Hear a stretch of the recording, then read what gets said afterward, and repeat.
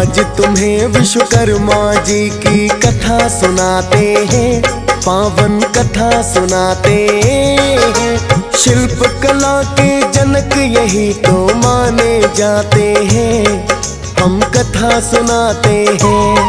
हम आज तुम्हें विश्वकर्मा जी की कथा सुनाते हैं, पावन कथा सुनाते हैं।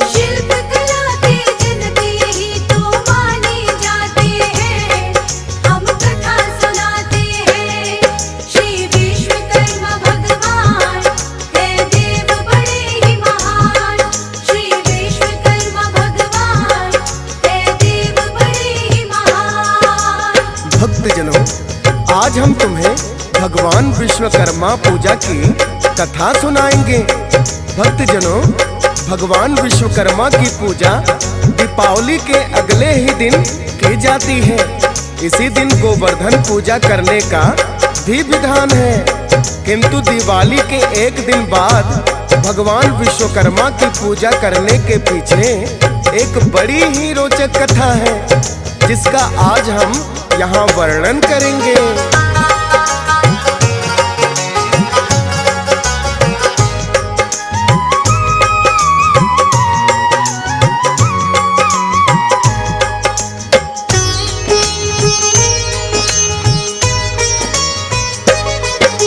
नैमिषारण्य वन में भक्तों सूत जी कथा सुनाते, जहाँ 88,000 ऋषि मुनि सुनकर पुण्य पाते।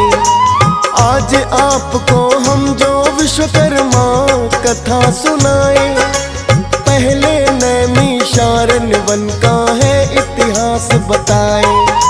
महर्षि शौनक हुए हैं भक्तों ऋषि बड़े ही महान, समस्त पुराणों का एकत्रित करना चाहते ज्ञान। ऋषि शौनक ने फिर तो अपने मन में ठान लिया, कौन सी पावन भूमि पर ये प्राप्त ये जाए किया, जिसके लिए वो विष्णु जी का ध्यान लगाते हैं, पावन कथा सुनाते हैं।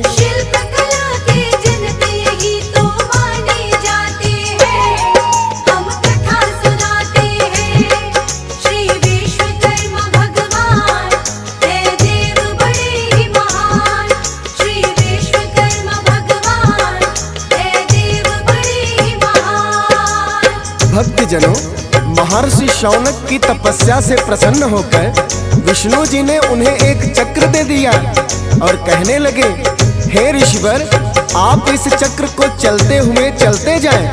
जिस भूमि पर इस चक्र की नेमी गिर जाएगी वो स्थान सबसे पावन भूमि होगी। भक्तों, नेमी का अर्थ परिधि होता है। विष्णु जी की आज्ञा पाकर महर्षि शौनक चक्र को चलते हुए निकल पड़े, तो उनके साथ 88,000 ऋषि भी चल पड़े। अचानक गोमती नदी के किनारे चक्र की नेमी अर्थात परिधि गिर गई। तब से ये स्थान नैमिष कहा जाने लगा। कालांतर के पश्चात इसे नैमिषारण्य वन के नाम से जाना जाने लगा। भक्तजनों, कहते हैं नैमिषारण्य वन में 88,000 ऋषि मूल निवास करते थे, जिन्हें सूत की कथा सुनाते थे। ये वही मुनि जो विष्णु जी से चक्र प्राप्त करने पर महर्षि शौनक के पीछे पीछे चल दिए थे।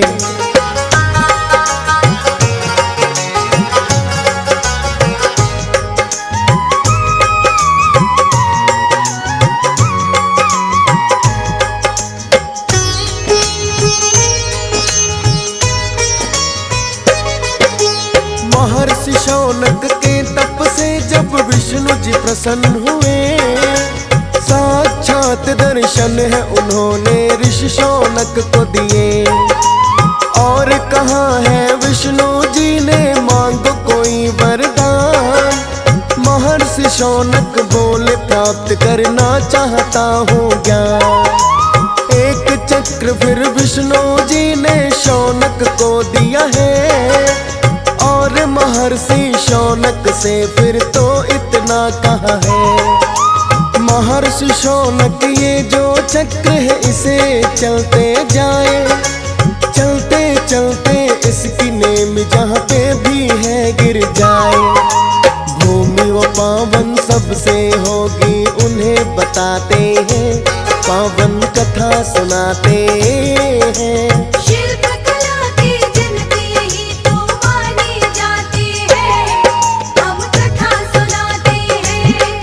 श्री विश्वकर्मा भगवान है देव बड़े ही महान, श्री विश्वकर्मा भगवान है देव बड़े ही महान। भक्तजनों, महर्षि शौनक की तपस्या से प्रसन्न होकर विष्णु जी ने उन्हें एक चक्र दे दिया और कहने लगे, हे ऋषिवर, आप इस चक्र को चलते हुए चले जाएं।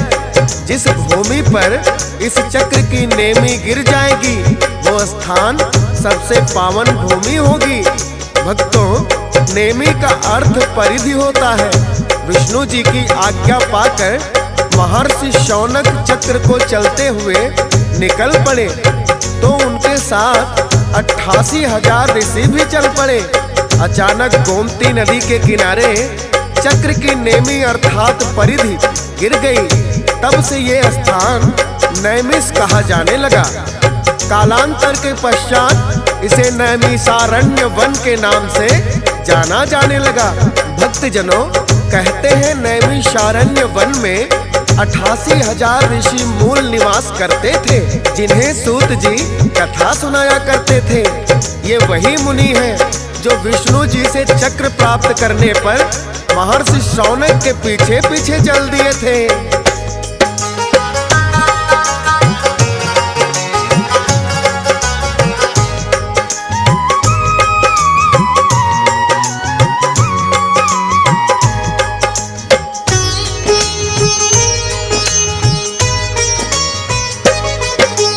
नैमिषारण्य वन के नाम बन गया है स्थान, एक से एक हुए हैं महर्षि जिसमें बड़े महान।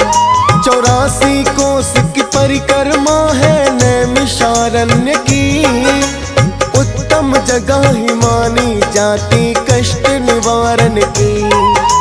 वेद व्यास जी की तपभूमि जिसको माना जाता, मनु और शतरूपा का भी इसी भूमि से नाता। जहाँ तपस्या करके उन्होंने पाया है वरदान, नैमिषारण्य वन में सदा ही रहे बरसता ज्ञान। सूत जी भी तो यहाँ ऋषि मुनियों को कथा सुनाते हैं, पावन कथा सुनाते हैं। शिल्पकला की जनती यही तो मानी जाती है, हम कथा सुनाते हैं। श्री विश्वकर्मा भगवान है देव बड़े ही महान, श्री विश्वकर्मा भगवान है देव बड़े ही महान। भक्तजनों, नैमिषारण्य वन ऋषि मुनियों की तपोभूमि तो है ही। कहते हैं महर्षि वेद व्यास ने भी यहाँ तपस्या करके सर्वोत्तम ज्ञान की प्राप्ति की थी। इसी समय पर यहाँ भूमि ब्रह्मा जी के मानस पुत्र मनु और उनकी पत्नी शतरूपा की तपोभूमि भी रही है, जहाँ पर उन्होंने तपस्या करके वरदान पाया था कि विष्णु जी स्वयं त्रेता युग में उनके पुत्र श्री राम बनकर आए थे तथा मनु और शतरूपा राजा दशरथ और माता कौशल्या बने थे। ऐसी पावन भूमि है नैमिषारण्य वन। यहीं बैठकर सूत जी ऋषि मुनियों का कथा भी सुनते थे। भक्तजनों, आज आपको सूत जी के बारे में भी बताएंगे, तो आइए जानते हैं कौन थे महर्षि सूत जी, जिनसे शौनकादि ऋषियों ने भी कथा सुनकर ज्ञानवर्धन किया था।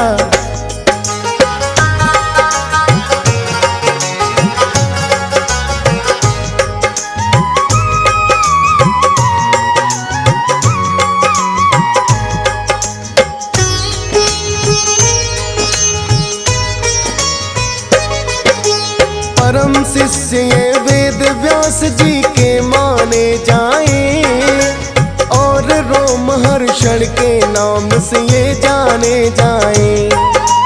वेद व्यास जी एक बार है महायज्ञ करवाए, ऋषि मुनि महायज्ञ में आए। यज्ञ कुछ समय का होता, खत्म जब हो जाए। यज्ञ में जो आए थे ऋषि मुनि कैसे समय बिताए। ऋषि मुनियों से वेद व्यास जी ने ये पूछ लिया। वेद व्यास जी यज्ञ सत्र के बाद करें हम क्या। वेद व्यास जी उनको एक उपाय बताते हैं, पावन कथा सुनाते हैं। शिल्पकला के जनक यही तो माने जाते हैं, हम कथा सुनाते हैं। श्री विश्वकर्मा भगवान है देव बड़े ही महान। श्री विश्वकर्मा भगवान है देव बड़े ही महान। भक्तजनों, महर्षि वेद व्यास जी ने जब महायज्ञ रचाया तो उसमें हजारों ऋषियों मुनियों ने भाग लिया था, जो कि 1000 दिनों तक चला था। यज्ञ संपन्न होने के बाद जब पूर्ण आहुति हो जाती तो यज्ञ संपन्न हुए बिना ऋषि मुनि ना तो अपने आश्रम लौट सकते थे, ना ही लौकिक काम कर सकते थे। तो उन्होंने खाली समय बिताने का उत्तम उपाय वेद व्यास जी से पूछा। वेद व्यास जी ने उन्हें बताया, आप खाली समय में महर्षि रोमहर्षण जी से कथा सुनकर पुण्य प्राप्त करें। तब महर्षि कहने लगे, हे वेद व्यास जी, उनसे हम कैसे ज्ञान प्राप्त कर सकते हैं, वो सूत जाति के हैं।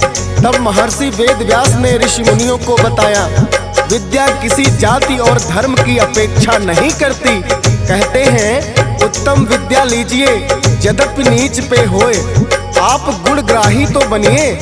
रोमहर्षण ने अपने अध्याय वसाय से वो विद्या प्राप्त की है जो जाति और धर्म से परे है। तब वेद व्यास जी की बताई बात ऋषि मुनियों की समझ में आ गई और उन्होंने रोमहर्षण अर्थात सूत जी से कथा सुनना प्रारंभ कर दिया। उनकी कथाएं सुनकर ऋषि मुनियों का रोम रोम हर्षित हो जाता था, इसलिए भी इन्हें रोमहर्षण कहा जाता था। सूत जी ने ही भगवान विश्वकर्मा कथा भी सुनाई थी, जिसका हम आज वर्णन कर रहे हैं। तो चलिए भक्तों, सुनते हैं भगवान विश्वकर्मा की कथा।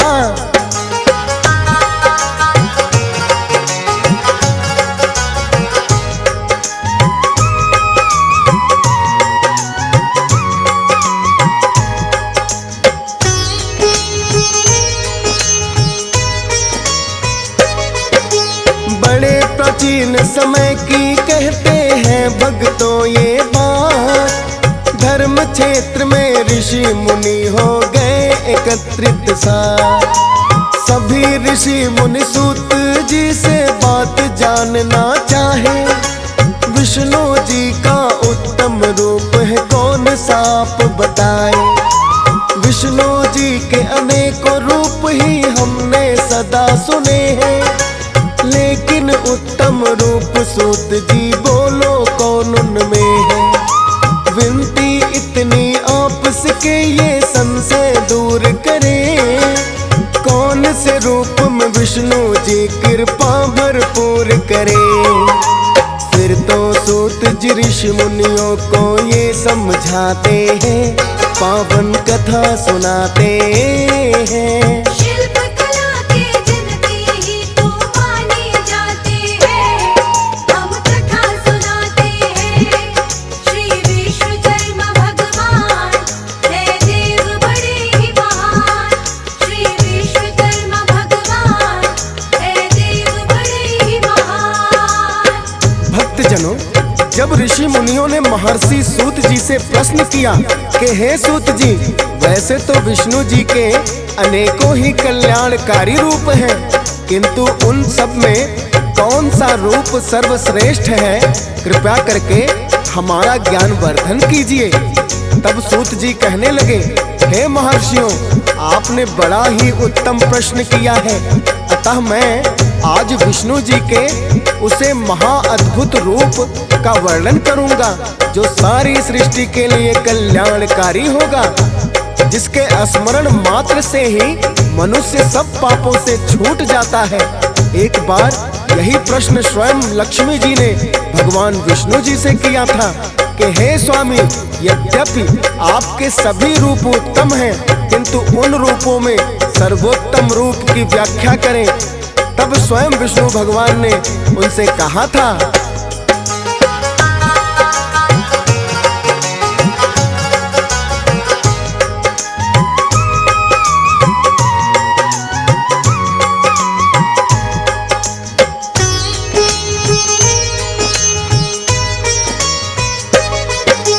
सुनो प्रिय, मैं आज उस रूप की व्याख्या करता हूँ।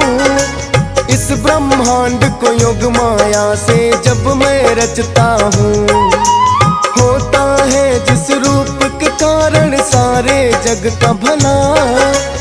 इस रूप को धारण कर उत्पन्न की शिल्प कला। विश्वकर्मा के रूप को देवी मैंने किया तब धारण। सभी वस्तुओं की रचना का तभी बना मैं कारण। क्षण भर के सुमिरन से ही सब पाप नष्ट हो जाए। वही रूप तो मेरा देवी विश्वकर्मा कहलाए।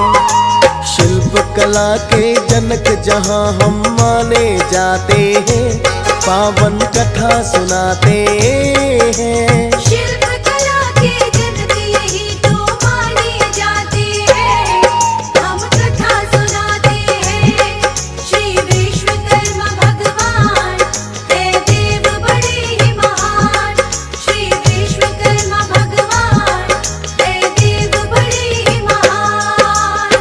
जनों, जब ऋषि मुनियों ने महर्षि सूत की ये प्रश्न किया तो उन्होंने बताया कि विष्णु जी का सबसे कल्याणकारी रूप भगवान विश्वकर्मा की है।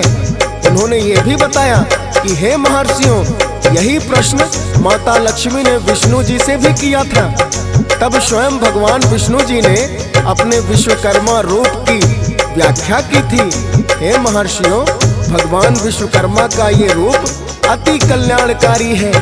इस रूप के बिना सृष्टि में किसी भी वस्तु का निर्माण संभव नहीं है। भक्तों, जब सूत जी उनके रूप की व्याख्या करके चुप हो गए, तब ऋषि मुनियों ने उनसे प्रश्न किया, हे सूत जी, आपने भगवान विश्वकर्मा के रूप को कैसे जाना? तो सूत जी ने उन्हें एक और कथा सुनाई। आइए उसी कथा को श्रवण करते हैं।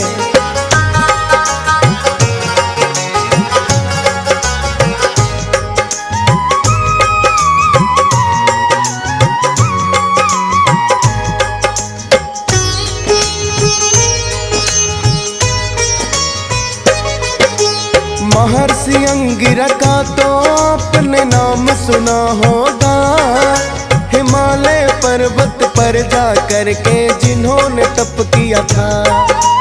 वर्षा ऋतु वो तो आवरण रहित स्थान में महर्षि अंगिरा बैठे रहते थे प्रभु के ध्यान में। शीतकाल में शीतल जल में तप वो करते थे।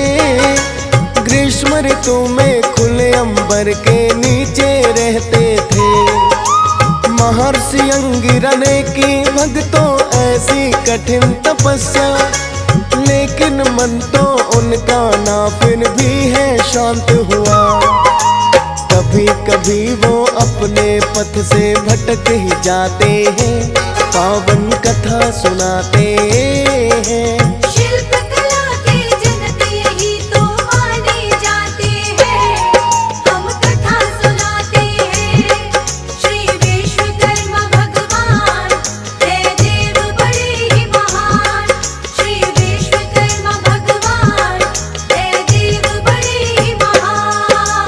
भक्तजनों, जब महर्षि अंगिरा कठिन तपस्या कर रहे थे, तब भी उनका मन शांत नहीं हुआ।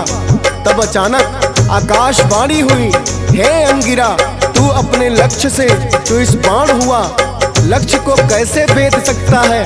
ऐसी तपस्या करके तो तू उपहास का पात्र बन रहा है। उत्पत्ति स्थिति संहार का करने वाला, सबको अभिष्ट का सिद्धि करता महातेजस्वी विश्वकर्मा संसार में प्रसिद्ध है। उनका पंचमुख और 10 बाहु वाला महादिव्य रूप सरस्वती और लक्ष्मी से भी पूजित है, तो उसका ध्यान कर। इसका स्वयं श्री हरि ने क्षीर सागर में उपदेश दिया था।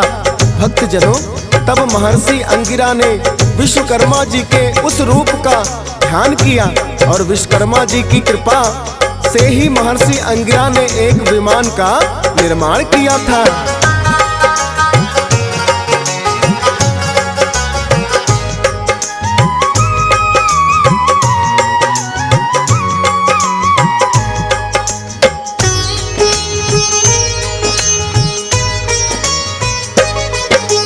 महर्षि सूत विश्वकर्मा के रूप का किया बखान। ऋषि और मुनियों का जिससे बढ़ने लगा है ज्ञान।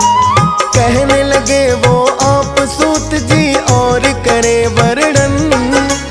इनकी महिमा सुनकर हम तो हुए बड़े प्रसन्न। विश्वकर्मा भगवान की महिमा जितनी भी सुनी जाए, आपके श्री मुख से हम सुनेंगे उनकी और कथाएं। आप सूत जी वेद पुराणों के बड़े ज्ञाता हैं। महिमा सुनकर हृदय हमारा पुलकित हो जाता है। और कथाएं आपके मुख से सुनना चाहते हैं, पावन कथा सुनाते हैं।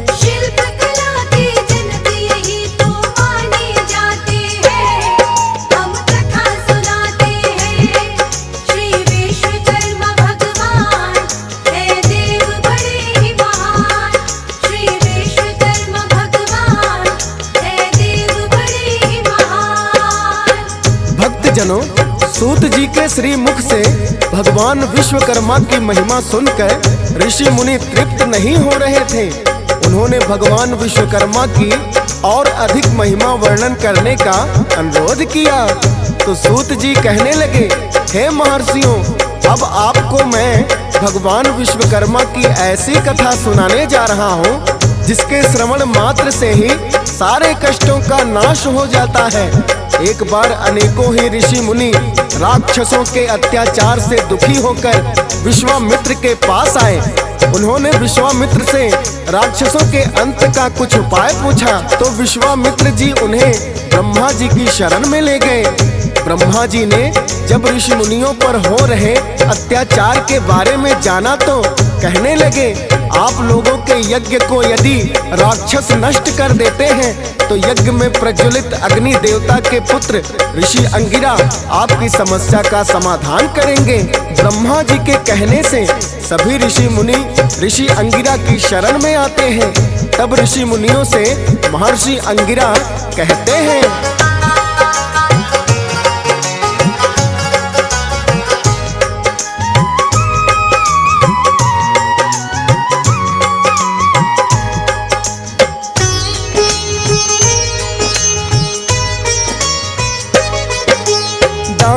अत्याचार अगर है आपके ऊपर करते, क्यों न आप भगवान विश्वकर्मा का है नाम सुमिरते।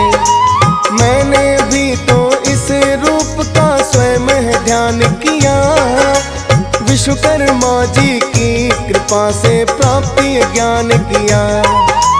विधि विधान से अमावस्या को उनकी पूजा करो और दैत्यों के अत्याचारों से यूं ना आप डरो। उनके रूप का आप अगर जो ध्यान लगाओगे, अत्याचार से दानों के मुक्ति पा जाओगे। ऋषि अंगिरा उनको यही उपाय बताते हैं, पावन कथा सुनाते हैं।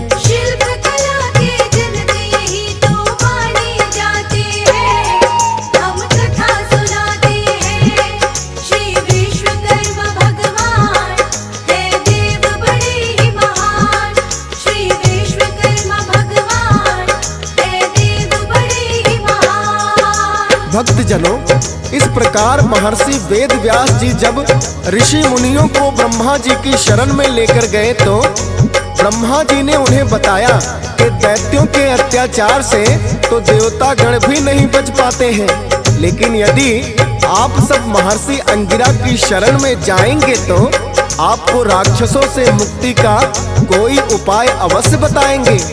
तब महर्षि वेदव्यास सभी ऋषि मुनियों को लेकर ऋषि अंगिरा की शरण में आते हैं। ऋषि अंगिरा ने उन्हें अमावस के दिन भगवान विश्वकर्मा की पूजा करने को कहा। भगवान विश्वकर्मा की विधि पूर्वक पूजा करने से सभी राक्षस भस्म हो गए। भक्तजनों, अमावस के दिन ऋषि मुनियों ने पूजा की और अगले ही दिन सभी राक्षस भस्म हो गए। वो ही कार्तिक की अमावस थी, इसीलिए कार्तिक की अमावस के अगले दिन भगवान विश्वकर्मा की पूजा करने का विधान है।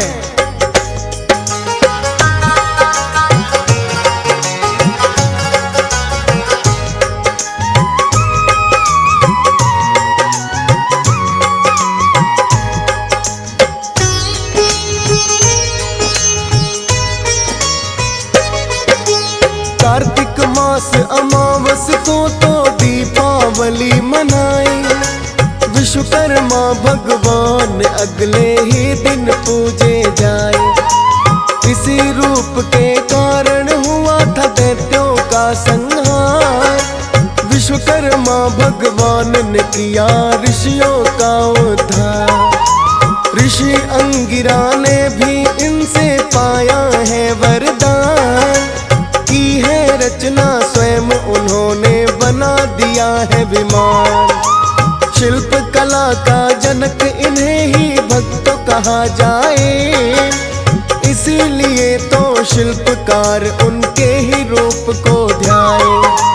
विश्वकर्मा ही कारीगरों का ज्ञान बढ़ाते हैं, पावन कथा सुनाते हैं। शिल्प कला के जनक यही तो माने जाते हैं। हम कथा सुनाते हैं श्री विश्वकर्मा भगवान, है देव बड़े ही महान।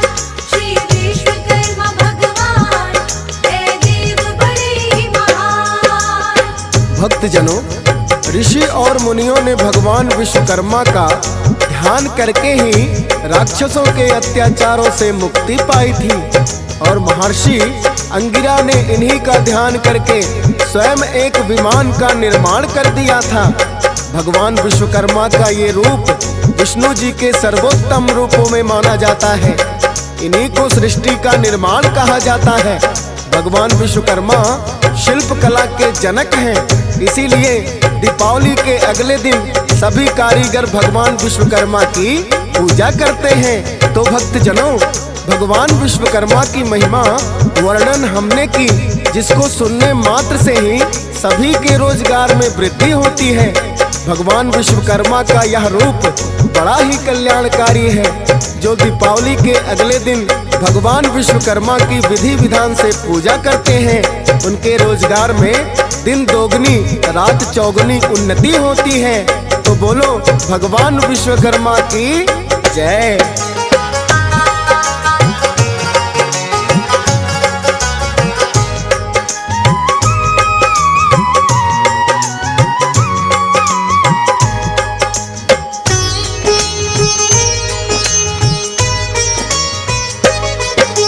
विष्णु जी का स्वयं रूप है ये तो बड़ा महान। इसीलिए तो पूजनीय है विश्वकर्मा भगवान। विश्वकर्मा जी का रूप है बड़ा कल्याणकारी और निर्माण का देवता माने जिनको सृष्टि सारी। विश्वकर्मा भगवान ही है वस्तुओं के निर्माता। हंस राज रलहंत सदा ही चरणों में शीश झुकाता। विश्वकर्मा जी आपकी महिमा गाए दियस पार। आप कहीं तो वंशज है ये फौज सुरेश पांचाल। वैसा ही लिख देता जैसा आप लिखाते हैं, पावन कथा सुनाते हैं।